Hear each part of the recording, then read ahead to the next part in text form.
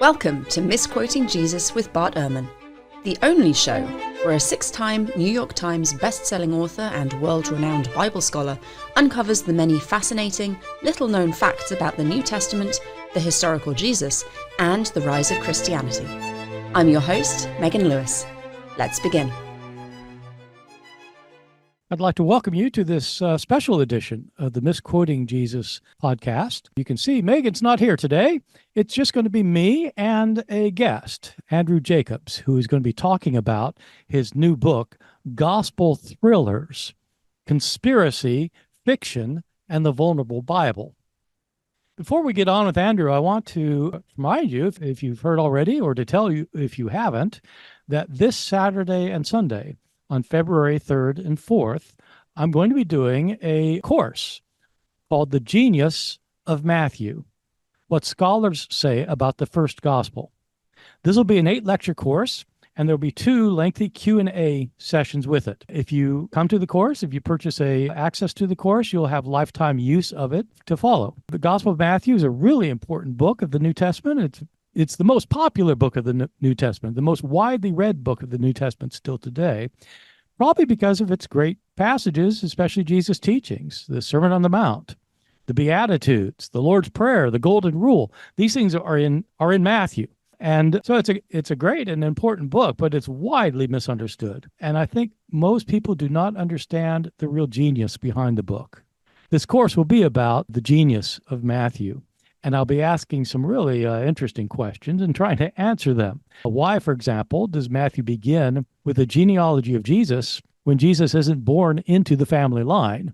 Does Matthew misquote the Old Testament or misinterpret the Old Testament in order to try and prove that Jesus is the Messiah? Jesus delivers some very strict teachings in the Gospel of Matthew, and he tells his followers to keep them. Does he mean it? How could he possibly mean that you can't get angry or you can't lust if you want to enter into the kingdom? Does Jesus, in giving his teachings, reject the teachings of Moses? Or does he teach that you have to keep the law of Moses? In some ways, Matthew seems like the most Jewish of the Gospels, but also it seems like the most anti-Jewish of the Gospels. How can you have it both ways? In any event, these are some of the questions I'll be answering and trying to answer on February 3rd and 4th. The cost of the event is $59.95, but you can get a discount by using the code MJPodcast, and you'll get a discount. In order to look at more information about the course and to register for it, simply go to bartehrman.com/Matthew. Okay. Let's now move on to our podcast itself with Andrew Jacobs. Well, I'm pleased to have Andrew Jacobs with us here on this special edition of the Misquoting Jesus podcast. I've known Andrew for a very long time, since he started his PhD program, Andrew, in 1995 or something. Yeah. And I've known him since then. He was doing his PhD at Duke, and he had me for a couple of seminars, but he didn't learn much from me because he knew all that stuff already. So Andrew, let me introduce Andrew. He is currently a senior fellow at the Center for the Study of World Religions at Harvard. After he graduated in 1995, before he took this position at Harvard, he's taught at a number of places. He began teaching at University of California, Riverside, and then he went to Scripps College. And now he teaches some at Harvard and some at, I think this semester, at Boston University. Andrew is particularly an expert on Christianity in late antiquity. His main areas are Christianity between, I guess, roughly the 4th to the 6th centuries or so, although he has a remarkable range. He has written 3 monographs, all dealing with various aspects of Christianity in that period, as well as co-edited an anthology of text from that period with me that he did most of the work on because it was on that period, which he knows about more than I do. And he's published a translation, a book, with a translation text, and he's roughly 9 million articles. So anyway, Andrew, I'm really glad you can be with us today to talk about your most recent book, which is not particularly about late antiquity, but is kind of related in some ways. And so the book is called Gospel Thrillers, For those of you looking at this on YouTube, you can see this. Gospel Thrillers, being published with Cambridge University Press. And when this podcast is broadcast, it will be out in a few days. So, Andrew, when's it coming out? Like February 5th or So something? it's supposed to ship to the US around February 8th is what they're saying, but it might be sooner. It might be around then. It's hard to know, but that seems to be the target date is around the first week of February. Yeah. All right. Well, yeah. So Andrew, welcome. Thank you. It's a pleasure to be here. Yeah. Yeah. So, all right. So this thing is called Gospel Thrillers, and people won't probably know what that means because it's a term you invented. And so until they read the book, they won't know it. So could you just tell us what it means, Gospel Thriller? I will. So it's a term I come up with to describe a kind of subgenre of novel that began appearing in the 1960s and keeps appearing pretty regularly, such that I have about 30 of them that I talk about in this book. And they all share a plot line.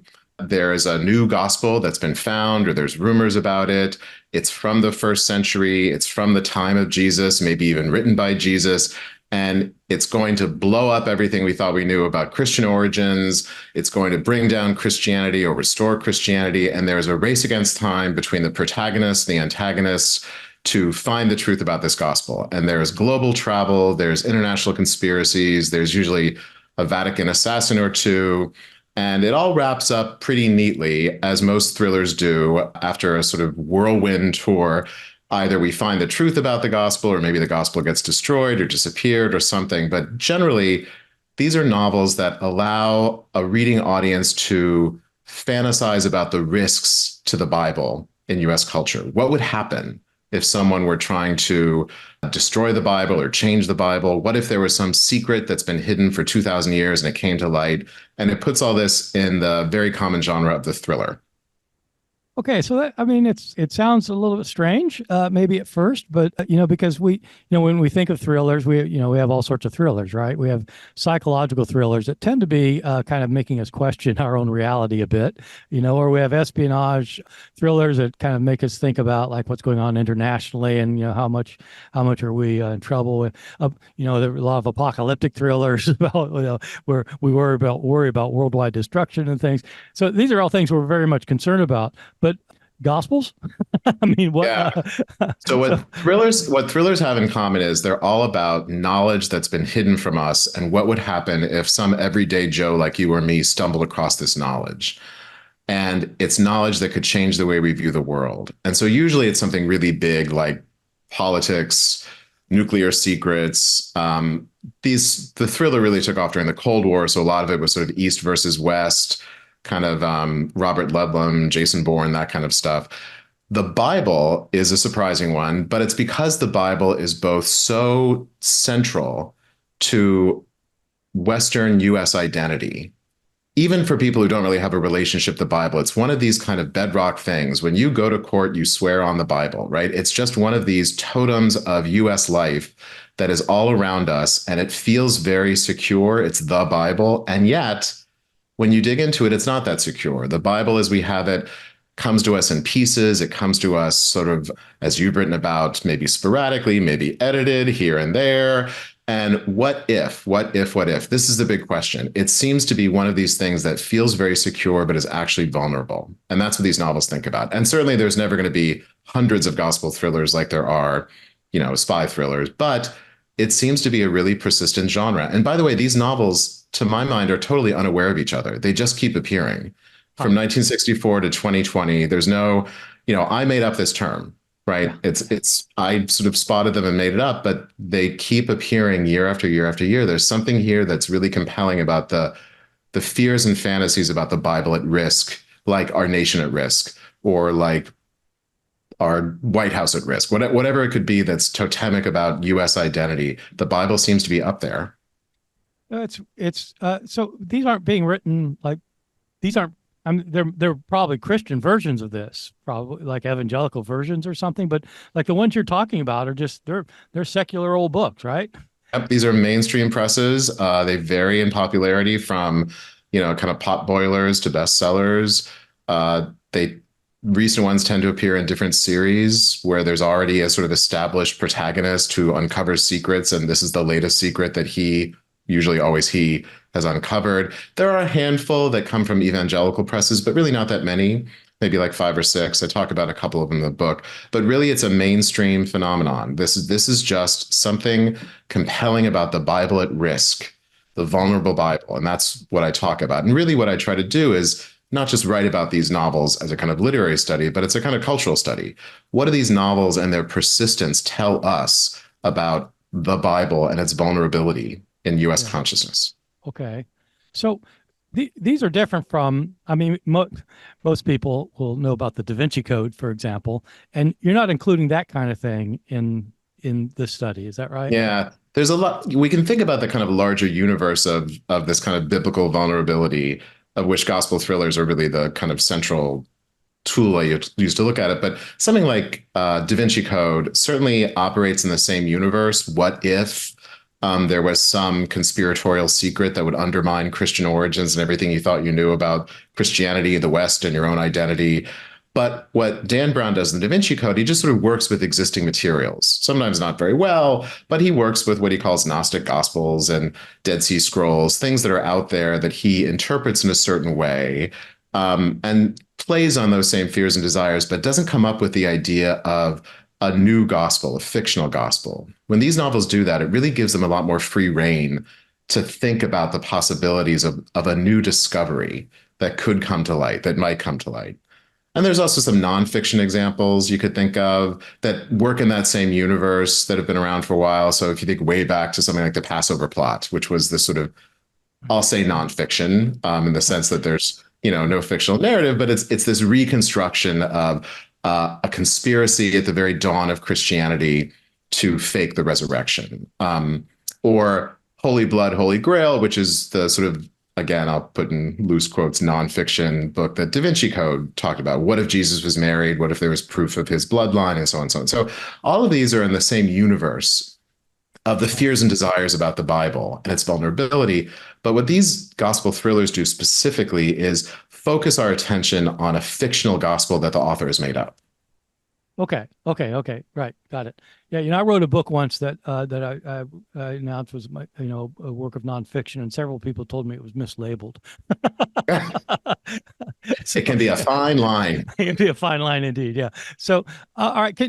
So you made up this title, so I assume this is like the first analysis of these things. I don't know that anyone's ever sort of noticed them. I mean, it's certainly, if you look on the back of these books, they're shelved with like thrillers. Sometimes like archaeological thrillers, which is a kind of thing, if you think kind of like Indiana Jones type thing. Yeah. And sometimes they're in series of archaeological thrillers. So there's one series where they find like, proof of Atlantis, and then they, and one of them is a gospel, right? So this is one that comes up. So, I don't know. I almost feel like this is a kind of like scientific experiment, like Schrodinger's cat. Like if I reveal these to the world, will they suddenly like go away? Will they ramp up and suddenly people will be claiming the title? They won't. They won't. Yeah. It's like, somebody uncovers a forgery. It doesn't stop people from forging. It's just like, these things, it's going to encourage people probably. But these aren't, I want to stress, these are like books that are out there. I mean, when I was a kid, my dad was not into like, when I, at this point in my life, was not into religion much at all, but he had several of these things. When you mentioned them, I remember seeing them on my dad's shelf, just because he kind of liked mystery novels, and he liked thrillers, and he liked that kind of thing. And so these were just things that were there, and so, So could you, so you gave dates. I forgot what you said, 1964. And 64 is the first one. Yeah. And which one is that? That is the Q document by James Hall Roberts is the name of the author, although it turns out that was a pseudonym for a Hollywood writer. I guess he wanted to kind of bifurcate his career and have his fiction writing on one side, but this was his sort of debut novel. It did pretty good press. I found ads for it in the New York Times, LA Times. It was never a bestseller, but it probably did pretty respectably. It was published by mainstream presses. And it really inaugurates this genre in some ways that are very particular to this author and his interest, but also that we see recurring until, like I say, the 2020s when this keeps going. So the Q document, I think a lot of people listening to this will know about Q as as a potential, it's a hypothetical source for that Matthew and Luke used, the sayings of Jesus. Is he building off people like having an idea of this sort of what Q is, or is it completely unrelated to it? Oh no, that's the Q of the Q document. And if you want to find 15 different explanations for Q, you can just read through some of these novels because it comes up all the time. It is rarely the Q that we know or think we know from reconstructions from the Gospels of Matthew and Luke, but it is a handy placeholder for some first person authentic recording of the sayings of Jesus. So it appears in, I'd say probably maybe 5 or 10 of these novels, and the Q document's the first one. In fact, in this novel, there's a whole handful of documents, one of which is sayings of Jesus written in Neo-Hebrew, and reveal him to be, again, this is not at all what we get from reconstructions of Q. This is not Sermon on the Mount. This is a kind of messianic warrior. So this is a reconstruction of Jesus as a kind of hardline messianic warrior fighting against the Roman Empire. And the related documents are all about what happens after he's dead. It's about, again, faking the resurrection. It's about Paul murdering someone for trying to prove the resurrection was fake. So it's this whole cluster of documents that just call into question everything people think they know about Christian origins and Jesus's teaching. And so the Q really acts as a kind of placeholder for, again, the what if question. What if some document came to light and it was the actual sayings of Jesus? Let's call that Q, because that's what we've called it. Okay. So in this, so it has it's a novel. It has a plot and main characters and stuff. So could you just kind of like, does somebody discover this thing and then explain how it works? Yeah. We can talk about this a little bit too. I think the Cold War setting of this novel is really important as it is for the establishment of the genre. So it takes place in Japan, which is an unlikely setting for a book like this because none of the main characters are Japanese. But it turns out that the author had spent time in Japan after the war, and it does act as a kind of crossroads. So Japan in the 60s, as it's portrayed in this novel, is a place where all sorts of information and commerce is flowing through between communist China and the West. And so the protagonist is actually a scholar, an American scholar of antiquities, who, for various reasons that are uncovered in the novel, has been disaffected from his life in the US and just transplanted to live in Japan, where he's doing piecework for a very unsavory guy, including translating and authenticating texts, because this is a situation where texts are flowing freely along with other antiquities through this little black market empire in Japan. And one of the groups of documents has been smuggled out of China. And it is this group of documents that were supposedly authenticated by a dead rabbi who had converted to Christianity and become a Nazi during World War II. Wait, what's the guy? So it's this cache of documents. Sorry? What's it got to do with China? So this is the displacement of the Cold War, right? Things after the dissolution of, the Axis powers, everything's up in the air, and these documents sort of flow on a black market. They end up in China. They get smuggled out by a priest. It's all very complicated. But the important thing is these secret routes of information and antiquities. This is what we're supposed to focus on. And of course, there's also humans being smuggled along with documents. It's the back rooms of shadowy forces after the kind of breakdown of global order in World War II, along which, among other things, these documents travel. And our protagonist is being asked to translate them and authenticate them because the unsavory person who owns them is going to have a secret auction between the Vatican and the Chinese government over who is going to have these devastating documents that could disprove Christianity once and for all. Oh, okay. So is part of this is atheist communism against the Vatican? And again, this is the kind of Cold War setting. The Cold War is East versus West. It's ideologies, as 1.1 character says in the book. It's not even about the people. It's ideologies fighting for the truth, or not even for the truth, for control of the truth. It's these ideological powers fighting to control who knows what. And it turns out, spoiler, these documents are forgeries. They were forged at the behest of the Nazi war effort in the 40s to try to demoralize the West. And so once they're proved forgeries, they're powerless, right? And that happens to climax the book during this secret auction between the Vatican and the Chinese representative. Yeah. So you get the Nazis, you get the communists, you get the Catholics, and every shadowy world power converging on sleepy little Japan in the 1960s, but not that anyone can see, right? This is all completely in back rooms. So one thing about the thriller that's different from kind of adventure novels or other kind of novels about global travel and global powers is it's the secrecy of the conspiracy. These are all things that are happening that you're not even aware of. And the Bible is wrapped up in that. The production of the Bible, the displacement of the Bible, the questioning of the Bible, its vulnerability is all happening behind the scenes. And it's only because someone has stumbled upon the truth that we as readers have access to it. So when you've mentioned vulnerability of the Bible a number of times, can you explain what you mean by that? Yeah, this is one of the things I really came to when I was working on this project over a long period of time.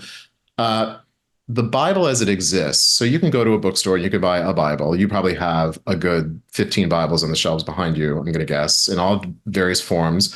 But that Bible is constructed. That Bible is invented. That Bible is pieced together very carefully by scholars, by experts over time. And that Bible undergoes revision.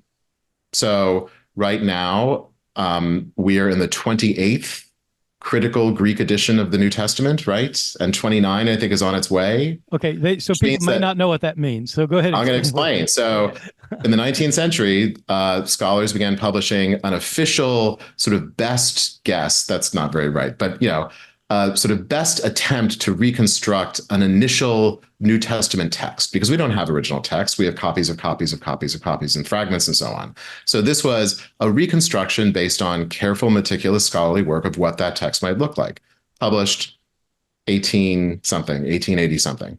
So this these are scholars are using the surviving manuscripts that have differences and trying to get back to something like an original form of the.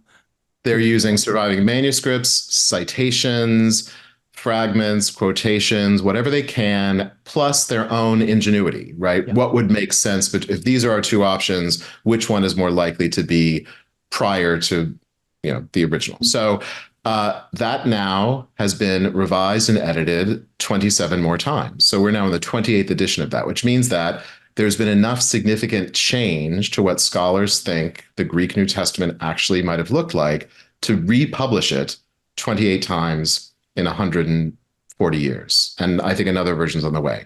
Same with translations of Bibles, right? So you and I, when we teach the Bible, we often work with the New Revised Standard Version, which was published in the late 80s, which was a revision of the Revised Standard Version published in the 50s.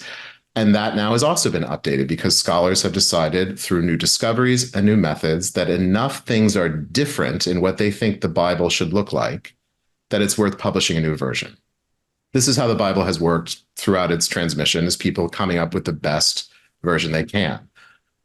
What scholars don't often talk about or think about are what are the dangers in that process. It's treated kind of almost scientifically, right? As we refine our instruments, we get better and better and newer versions. But sometimes it's also new discoveries. What if there's a new text? What if and this was especially with the discovery of the Dead Sea Scrolls and the Nag Hammadi books in the 1940s, these big caches of texts from ancient Judaism and early Christianity that were not like things we'd seen before. The possibility of a new discovery reminds people that, well, actually, as long as the Bible can be revised, it's also vulnerable. And these novels bring that vulnerability to the surface because the kinds of things that are going on with this fantastic discovery are amplified versions of what's going on every day with people who critically revise the Bible. That is, not critically as in criticizing, but critically as in using their critical faculties to come up with a new, better version of the Bible. What if those people had nefarious motives? What if they were misled by new discoveries? What if, in fact, what they've been doing all along is not providing the best version of the Bible, but covering up the truth about the Bible through their revisions and their constant editing? That's what I mean by the vulnerability of the Bible. Okay. As long as the Bible is revisable and open to revision, it's also vulnerable. So within the realm of religion itself, I guess fundamentalists in particular are insistent that the Bible's never changed, and that so you have people who still claim the King James is the inspired version, but it's precisely because of fear that somebody's changing stuff, and why and how. That's what these novels really dig into. It's very rare you'll see a scholar accuse another scholar of changing the Bible because they are a heretic or a communist or being paid off by a multimillionaire. These are all the scenarios we see in these novels, that all the ways the Bible's been edited and produced and translated and transmitted are all subject to various kinds of conspiracies that could have taken place over time. And these novels let you imagine that. Yes. For a little while. Okay. So if the first one comes out in 1964, does that relate to how, like, the public at large is starting to realize that the Bible isn't a stable entity the way they might have assumed, or is that just an accident? I think it's a couple of things. I think it's a growing awareness of the kind of problem of the Bible in public life. So you have these very spectacular Supreme Court cases in the 50s and then in 1963, which officially declare that you can't have Bible readings in public schools along with school prayer. So there's a very famous case in 1963. A Pennsylvania school child says it's not enough that you say I can sit out from the Bible reading in the morning. You shouldn't have it at all. This is the separation of church and state, goes all the way to the Supreme Court. And this boy and his family win, right? And the Supreme Court says, that's right. You cannot read the Bible. Half the nation cheers, half the nation is horrified, right? The Bible itself is now this sort of fracture point, very visibly, very publicly. You have other things like I mentioned, the publication of the Revised Standard Version in the 1950s. This was this big project to publish a new scholarly, accessible version of the Bible. It was in the works for 20, almost 30 years. It finally comes out, and there's outrage from people. You've tampered with the Bible. Yeah. Particularly the famous verse in Isaiah, which is cited by the Gospel of Matthew, behold, a virgin shall conceive. But they say, well, it's a maiden. Yeah. They're accused of being. My grandfather was really upset. Yeah. They were accused of being the translators, these sort of, fairly harmless men, all men, who did this work, accused of being communists, infiltrated by communist agents, right? Yeah. This is the behind the closed doors, shadowy conspiracy stuff. Yeah. So all of this folds very easily into a conspiratorial mindset that you get during the Cold War, right? Where you don't know who's the enemy within, you don't know who's operating in good faith, just this general tenor of conspiratorial thinking. Then you combine that with these really spectacular discoveries from the 1940s, which people are being made increasingly aware of in the 50s, 60s, and 70s. The Dead Sea Scrolls, which are supposedly discovered in 1947 and immediately become this flashpoint, not only right at the moment when the new state of Israel is being formed and you have this sort of battle over the sort of Holy Land and who's going to be running it, but also the Dead Sea Scrolls are under largely the control of the Vatican, which is another flashpoint for conspiratorial thinking forever, but particularly now, right? What is the Vatican going to hide if they have control over the Dead Sea Scrolls? And what could emerge? It's so close to Jesus and time and space. Everyone was pretty sure for a while something would come out of there, and then it didn't. In fact, one of the reviews, I think from the New York Times of the Q document, said, well, the Dead Sea Scrolls turn out to be really boring, but this novel is interesting when it imagines some new text. So you have that, and then you have around the same time this cache of documents of Egypt, the Nag Hammadi books, which are sometimes Gnostic Gospels. These are later versions of what seem to be evidence for a totally different system of Christian belief and salvation. And so this inspires people to think, well, how far back does this go? What about the roads not taken? Is this maybe closer to what Jesus might have taught than what we have in the Bible?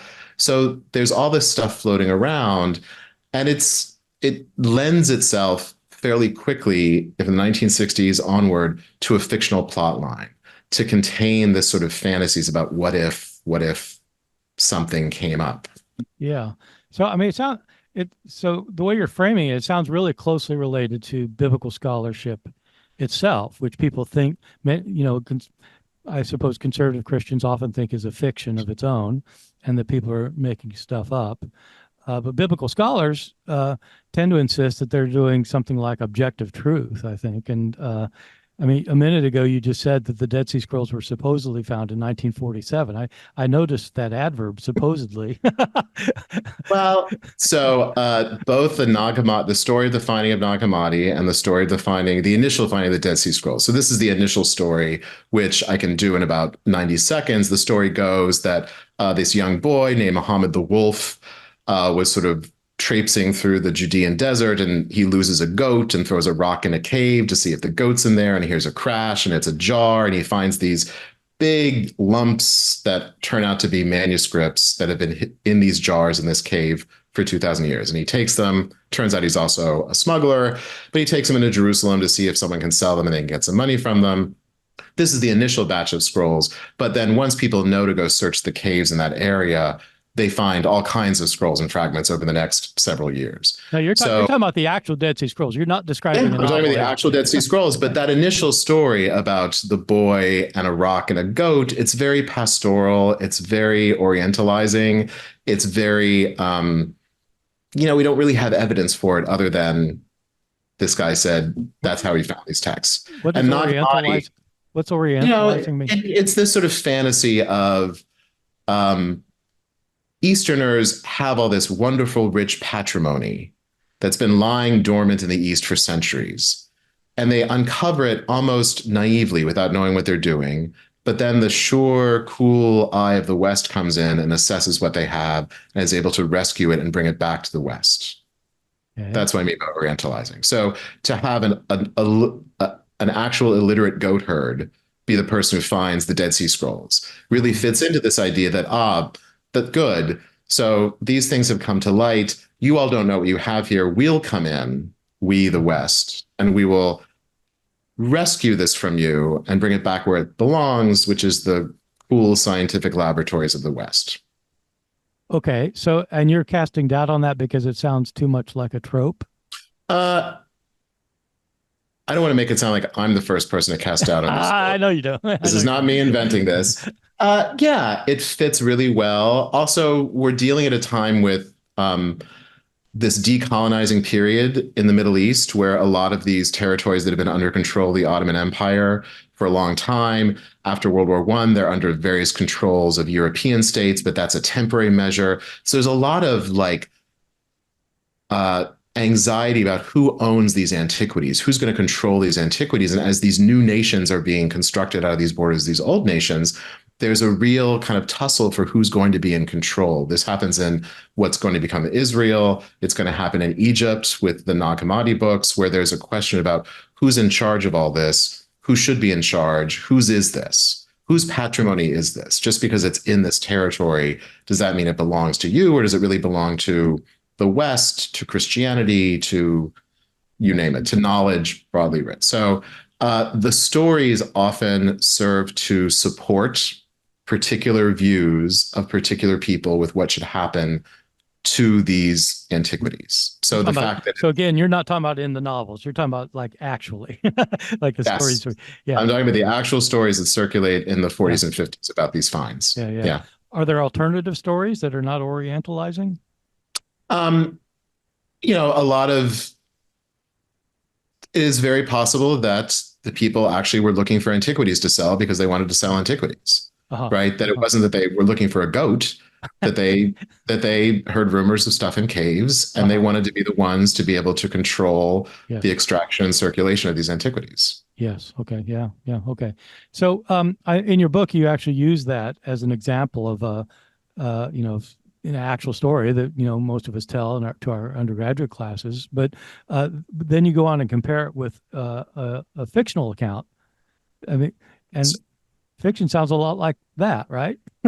Yeah, the novels are really working through a lot of these same narratives about the find. So there's a lot of Dead Sea Scroll novels, as I call them, where there's a find that plays with or maybe subverts. So one of them, a book called Judas, ! There's actually an archaeological team that's scouring the area for new Dead Sea Scrolls that might not have been found, and they're attacked not by peaceful goat herders, but by Bedouin terrorists who kill them. And one man survives and he finds a Gospel of Judas serendipitously. We have another one by Elizabeth Peters, who's a more famous writer that people may have heard of. She later did a series of archaeological novels set in the early 20th century. But this is just a Dead Sea Scrolls novel. It's an early novel where another archaeologist has just found a big cache of documents that are clearly from the time of Jesus, but there's a race against time to find them. All they have is a list of names and caves, so they're on the hunt for those. So this idea that somehow the land of Israel is just going to produce almost as a gift to the West in the modern period, new texts that are going to reveal new truths is both a fantasy coming out of the Dead Sea Scrolls, but also it's a little terrifying, right? This now becomes an occasion for violence, an occasion for people on the run, people being killed. These are riddled with violent. I mean, I talked about this Bedouin terrorist just massacre a camp of archaeologists. In the Elizabeth Peters novel, the archaeologist who finds these is assassinated in his hotel room. There are powers that be, and we don't know who they are behind the scenes, but we're in a race against time to beat them to the truth. Yeah. Okay.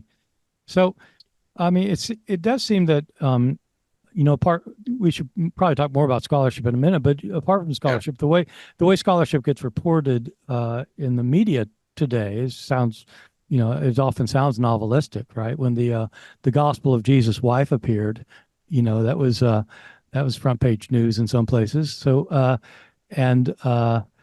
yeah, could you say something about that? I mean, just maybe that as an example. Maybe people don't know what that's all about, but Yeah. So the Gospel of Jesus' wife is the most recent of a kind of very public discovery that played out not only among us academics in our tweedy coats and shabby hotel rooms, but also in the pages of the New York Times. It was a front page story. But it's not the first and it won't be the last where there's a discovery that could mean something about Christian origins. It's that could that's really important. And clearly, as opposed to how the scholar who first presented it and how it was reported in the press, there was a big gap because the scholar said, this is evidence for a 2nd, 3rd century debate about the possibility of Jesus being married. Immediately the press goes to, was Jesus married? Right? Because that would be the bombshell secret that could change everything we thought we knew.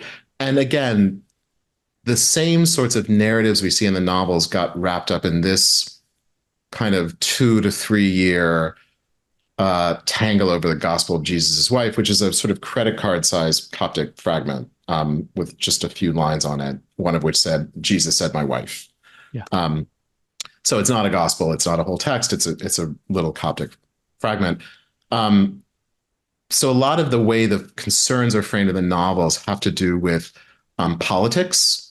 That is, what are the political agendas at work between people who are trying to find the truth or suppress the truth?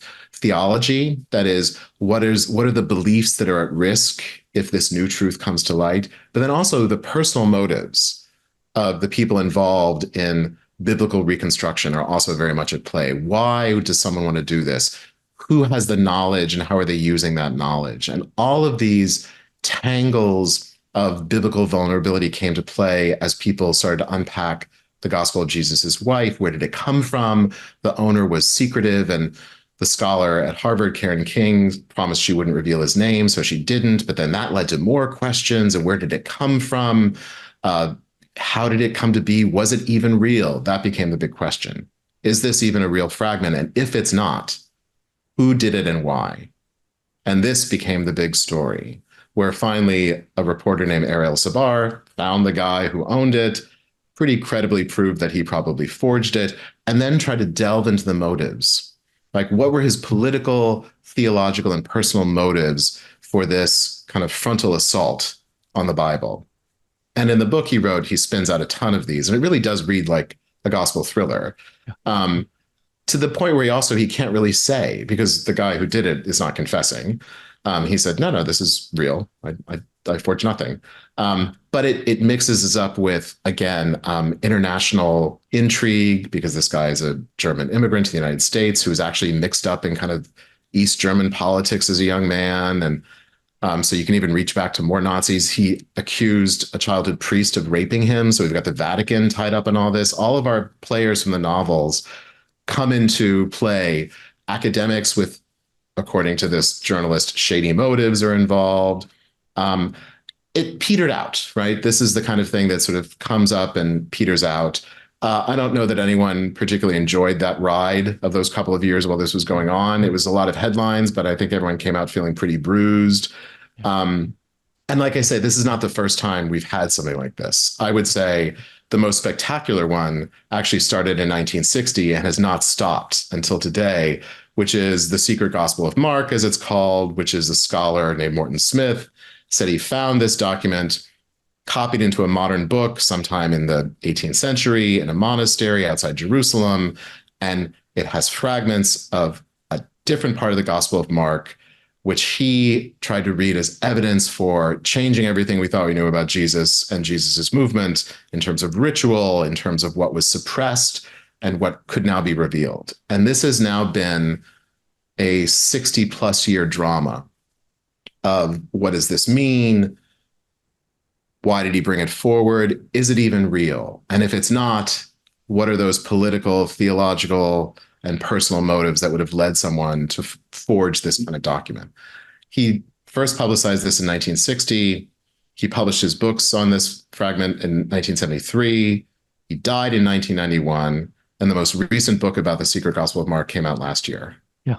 Because this is one we, for some reason, can't let go. It's just really, and maybe you can talk about why you think that might be, but it's really taken hold of the kind of biblical studies community as this kind of paradigmatic what if? Yeah. And how do we know? And the vulnerability of the Bible to all kinds of secret hoaxes and conspiracies. Well, it's a very strange case because some of us are pretty convinced it was forged, and a lot of people are convinced it was not forged. And one of the questions is whether Morton Smith forged it, the guy who found it, or this most recent book doesn't think so. I think it was forged a long time ago, but it still thinks it was forged. But it's interesting that you can actually, it's pretty simple to divide some of the lines between.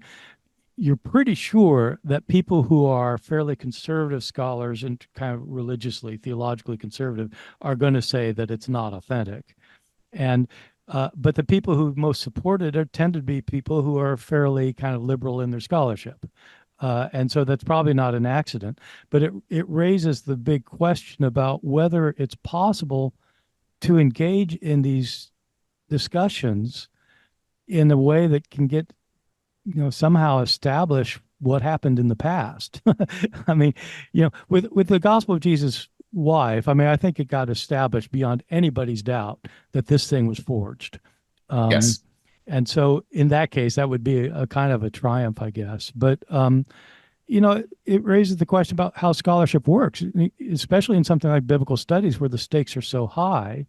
Is it possible for people to, of course, we don't talk about is the scholar being objective or not, because we don't really like that kind of terminology because it's problematic in a lot of ways. But, there is a question about whether you can figure out what happened or not. Just kind of, or is it impossible given our predilections and our biases and I don't know. Do you deal with this in the book at all? Because you do talk about how similar the fiction is to the history and how history is similar to the fiction. In some ways, I think this is one of the things that novels actually do. They contain that kind of anxiety of uncertainty. So I think you're right. I think there's no way to know in these specific cases sometimes what the truth is about a particular find or even the particular meaning of a text. So the third real life example I talk about in the book is the Gospel of Judas, which no one thinks was forged in the modern period. They think it's an authentically ancient text, but still was incredibly controversial, both in terms of how it came to be in our possession in the modern era, and also in terms of what to make of it, how to interpret it. And these same sorts of political, theological, and personal accusations sort of rang out again in the pages of the New York Times about interpreting this text. So it's not even necessarily about forgery, it's also about meaning. Yeah. How do we know what something meant? And you and I will be the first to say we can't really know for sure what something means. But once you say that about the Bible, even the most kind of progressive liberal person, if they have some kind of relationship with that Bible, that's a very tricky proposition to accept. Yeah. And everyone has some relationship with this Bible because it's everywhere.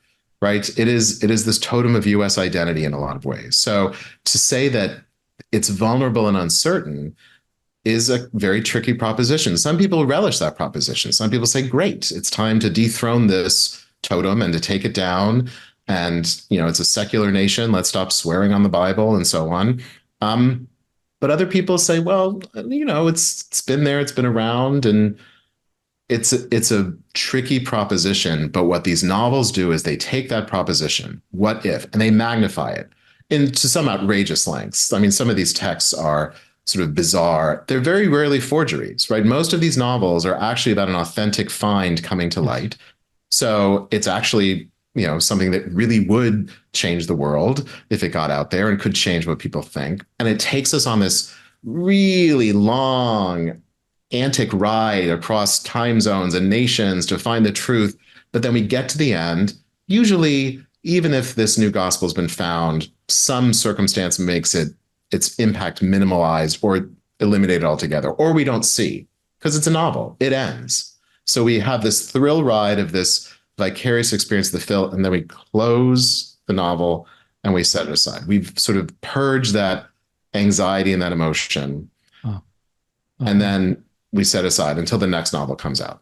But I mean, why do they always end that way? Why don't they end like, is it because it doesn't make any sense that this actually did change the world because we know it didn't? Or what? I think there's a couple of things. I mean, one is that a lot of these, especially more recently, appear in series. So it's the same protagonist, getting embroiled in different conspiracies and different things. And if you have this kind of like world-changing discovery in novel 3, how do you then write novels 4, 5, 6, 7, 8 and not refer to like, oh, remember when you debunked the Bible? Yeah. You just kind of have to shelve it and move on. I mean, I say in the book, it's almost that image at the end of Raiders of the Lost Ark, right? Mm-hmm. How can you imagine sequels to Raiders of the Lost Ark? He found the Lost Ark. Well, what happens is it gets warehoused and put in a huge, in a crate, and no one ever sees it again. Yeah. That's kind of functionally what happens to these novels. Like, even when the protagonist knows what this discovery is, sometimes they agree not to reveal it, or sometimes they're going to reveal it, but we never see what happens, right? And then the next novel takes us just in a different direction. Sometimes they actually destroy it. They decide it's better for this not to exist in the world, better to keep the status quo than risk whatever change this new truth is going to bring about. Yeah. Well, one of the things I like about your book is that it's not, I think a lot of people who would write a book like who came up with this idea would kind of go novel by novel and kind of summarize them and kind of, but this is a deep analysis that's not just doing the literary analysis, but also the cultural, historical analysis, seeing this in the context of the Cold War and in post-colonial situations and that kind of thing. And so it's quite sophisticated, but it's also completely accessible and interesting. But one of the big issues that comes up, of course, is just kind of conspiracy theory, and because it seems like this is the kind of thing that conspiracy folk would really like. This kind of novel I'm not an expert on conspiracy, but well, we're all kind of experts on conspiracy. I think there's something that's in the air. I'm not the first to make this argument. People have been talking about this since the 1960s, really, that what's often called the paranoid style, that there's a kind of American aesthetic reaching back in some ways to the founding of the nation. I mean, there's conspiracy theories that are going on during the US Revolution against Britain that are about Freemasons and the French and all this sorts of behind the scenes stuff, but really taking off during the Cold War, that there's a sense in which, and people have argued why this might be true, we are much more prone to believe that there are unseen forces at work, kind of pulling the strings of our lives. Maybe it's bureaucrats, maybe it is spies, maybe it's whoever, maybe it's just all the institutions we're involved in, that there's forces that we don't see that are at work in our lives. And sometimes we get a glimpse of them at work and sometimes we don't.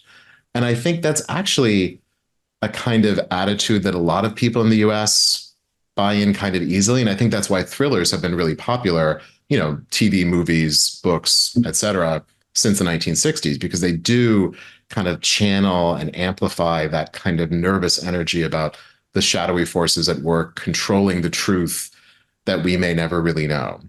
Which, when you say it out loud like that, it sounds, bananas, but, I don't know. You don't know. So well, we don't know. But so right. Is it principally an American thing? I mean, is this like not, it seems like. I think part of it is you certainly have conspiracy theories in other places. Like I said, the Vatican has been like a hotbed of conspiracy theories for much of the 20th century, and that's not unique to the US. Lots of people around the world believe conspiracies about especially big global institutions, right? Like that's where you can imagine all this sort of strange behind the scenes suppression of truth and twisting of knowledge could be taking place. I think what happens in the US is that we scale it up, both in terms of the size of our institutions and the size of our media production. That is, we can spin out these enormous fantasies of conspiracy because we have the huge publishing industry and the huge movie industry and the huge TV industry, so that we become the ones who are kind of projecting these fantasies about conspiracy out into the world. Yeah. I mean, but you can certainly see it, like Italian cinema in the 70s has a lot of this kind of what's going on in the dark vibe to it. But in terms of scale, I think the US just becomes, in so many ways, just the producer of this kind of conspiracy theory. But also, we have these massive institutions, and we have a kind of particular fear coming out of the Cold War that faceless agents are stealing our own personal agency away from us, that the powers behind the scene, and communism really, because communism is about the institution over the person. It's about trusting the state over trusting yourself, that becomes particular to this American narrative of personal liberty against all the faceless powers behind the scenes. Well, it's scary for some of us to see how conspiracy creeps into what we would think of as academic discourse, and the burden of proof is so low for anybody who's got a conspiracy. Oh, it's impossible, and so right? You It's can't really impossible. have an argument. I mean, No. in biblical studies, mythicists, are sure Jesus never existed, and Yep. there's nothing you can say. It doesn't matter what evidence doesn't seem to count anymore, and so Yeah, well, that's one of the funny things about the aesthetics of conspiracy. It's all about like little clues. And so even if you debunk one clue, there's always another clue along the way, which is another thing these novels do really well. They take that energy and they contain it, because otherwise conspiracies in the wild are just endless. I mean, they can go on forever because there's no logical endpoint. It just keeps going. And the novels get resolved, I guess. I mean, they get resolved, or they just end. Right? They could end like on here it is, and then that's the end, right? But that's the promise of the novel. We're containing this kind of anxiety and energy. Yeah. So, okay, can you just to end with, could you just say something about what's your point? I mean, is there like a takeaway of this, or is it just interesting?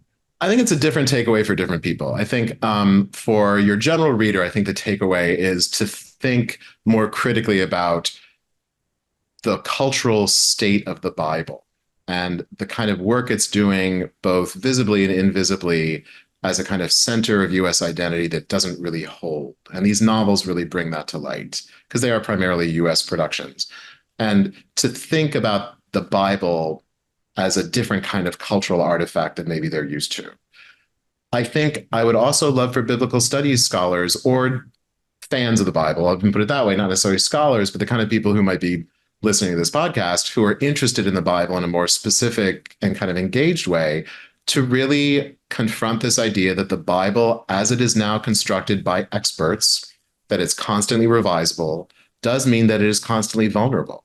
And that doesn't seem to be going anywhere. And so what do we do about that? Or do we do nothing about that and just say, yeah, that's our Bible. We're going to keep revising this Bible and we're going to keep going. And sometimes that means it's going to be under threat, either sort of literal or metaphorical threat from people with motives or discoveries we weren't expecting. And we'll just have to accept that the Bible is this construct that is going to keep generating this kind of anxiety and energy.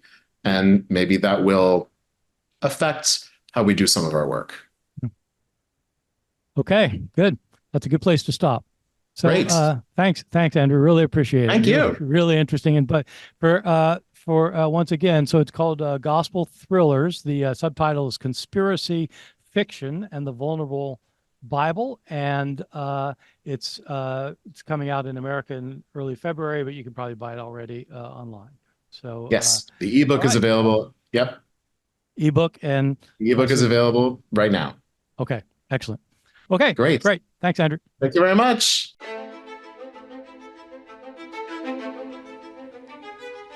This has been an episode of Misquoting Jesus with Bart Ehrman.